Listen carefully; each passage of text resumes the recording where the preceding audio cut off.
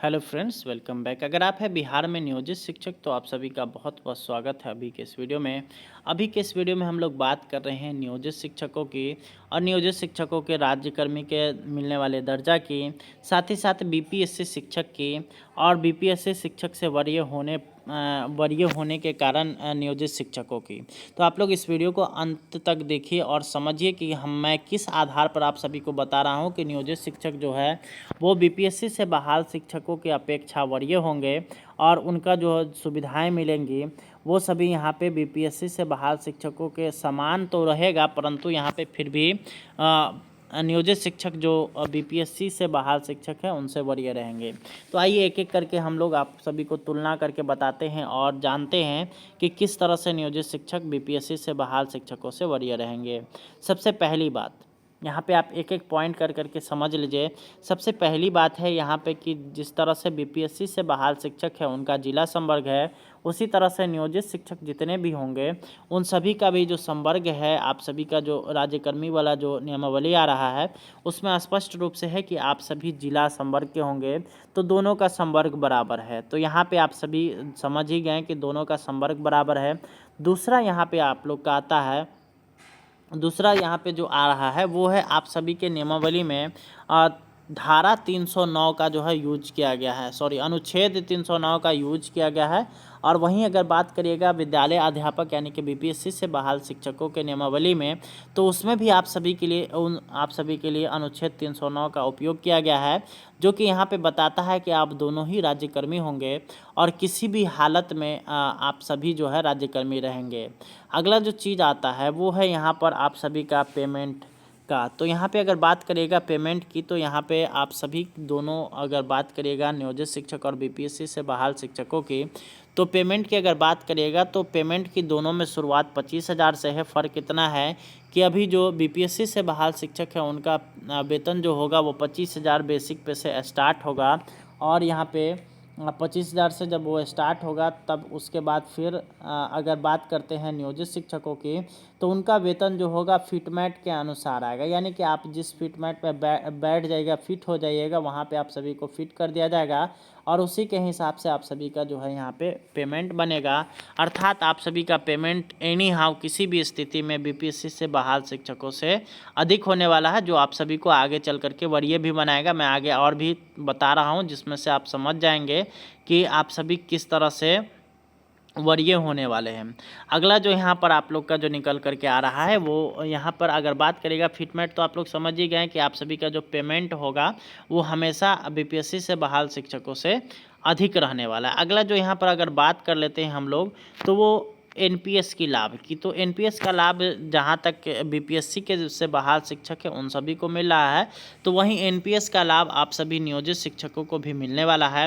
और आप सभी का जो नया नियमावली आ रहा है उसमें ये इसको जो है 100% समाहित किया गया है और आप सभी के लिए जो है यहाँ पे उसमें एनपीएस का जो सुविधा है वो बिहार सरकार के द्वारा दिया जा रहा है। तो यहाँ पे दोनों ही शिक्षक जो होंगे वो समान में होंगे, परंतु फ़र्क इतना होगा कि नियोजित शिक्षकों का अगर बात करिएगा तो यहाँ पे नियोजित शिक्षकों का एनपीएस ज़्यादा कटेगा और वहीं अगर बात करिएगा बीपीएससी से बहाल शिक्षकों का तो उनका एनपीएस कम कटेगा। चलिए यहाँ पे अगर बात कर लेते हैं अगला चीज़ की, जहाँ से आप सभी को पता चलेगा कि नियोजित शिक्षक और बीपीएससी से बहाल शिक्षक में क्या डिफरेंस है। तो अगला यहाँ पर आता है ऐच्छिक स्थानांतरण की। तो नियोजित शिक्षकों को भी ऐच्छिक स्थानांतरण का लाभ है और वहीं अगर बात करिएगा बीपीएससी से बहाल शिक्षकों की, तो दोनों को ही जो है ऐच्छिक स्थानांतरण का लाभ है।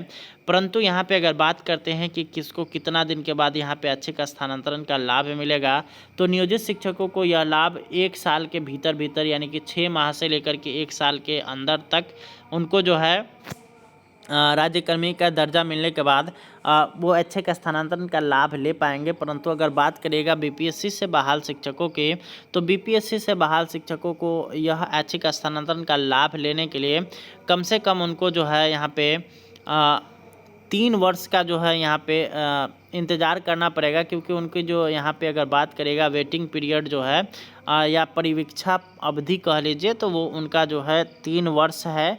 और 3 वर्ष की अगर बात करिएगा तो 3 वर्ष के बाद ही उनका जो है यहाँ पे इस तरह का स्थानांतरण का उनको लाभ मिल पाएगा। अगला जो चीज़ यहाँ पे निकल कर के आ रहा है, जो कि आप सभी को वरीय बनाने वाला है, वो है आप सभी का प्रमोशन की बात। तो यहाँ पे आप सभी के प्रमोशन की अगर बात करिएगा तो आप सभी के नियमावली में बताया गया है कि 5 वर्ष के बाद आप सभी का जो है प्रमोशन हो सकता है। और वहीं अगर बात करिएगा बीपीएससी से बहाल शिक्षकों की, तो उनके उनके अभी नियमावली में इस तरह का कोई भी चीज़ यहाँ पे नहीं है, जिसके बाद यहाँ पे पता चल रहा है कि आप सभी बीपीएससी से बहाल शिक्षकों से आगे रहने वाले हैं। अगला जो चीज़ आता है वो है आप सभी को जो वरीय करेगा, वो है आप सभी के द्वारा समय समय पर ली गई ट्रेनिंग, विभागीय ट्रेनिंग जो मिलता है, जिसमें आप सभी अवगत ही होंगे। जो तरह तरह की जो ट्रेनिंग दी जाती है वो अभी बीपीएससी से बहाल शिक्षकों को नहीं मिला है, जिस कारण से जिस आधार पर आप सभी को जो है यहाँ पे इसमें आगे आप लोग आ सकते हैं और आप सभी को इसमें सुविधा मिल सकती है। अगला जो चीज़ आ रहा है वो है आप सभी का डेट ऑफ ज्वाइनिंग। तो आप सभी का पता ही है कि आप सभी का जो डेट ऑफ ज्वाइनिंग है किसी भी हाल में बीपीएससी से बहाल शिक्षकों से अधिक होने वाला है। और यहाँ पे जब सारी सुविधाएं समान हैं, परंतु यहाँ पे अगर बात करिएगा डेट ऑफ ज्वाइनिंग अगर भिन्न है और आपकी बहाली पहले से है, तो आप हमेशा सीनियर रहने वाले हैं और आप सभी को जो है यहाँ पे सीनियरिटी का लाभ मिलने वाला है। ये आप सभी के लिए काफ़ी अधिक महत्वपूर्ण चीज़ें निकल कर के आई, जिससे आप सभी को पता चलेगा कि आप सभी बीपीएससी से बहाल शिक्षकों से किस तरह से भिन्न हैं और किस तरह से आप सभी का जो है यहाँ पे उनसे वरीय होंगे और किस आधार पर आप सभी को जो है बिहार सरकार वरीय बनाएगी। तो ये सारे चीज़ें आप सभी को मैंने तुलनात्मक रूप से बताया।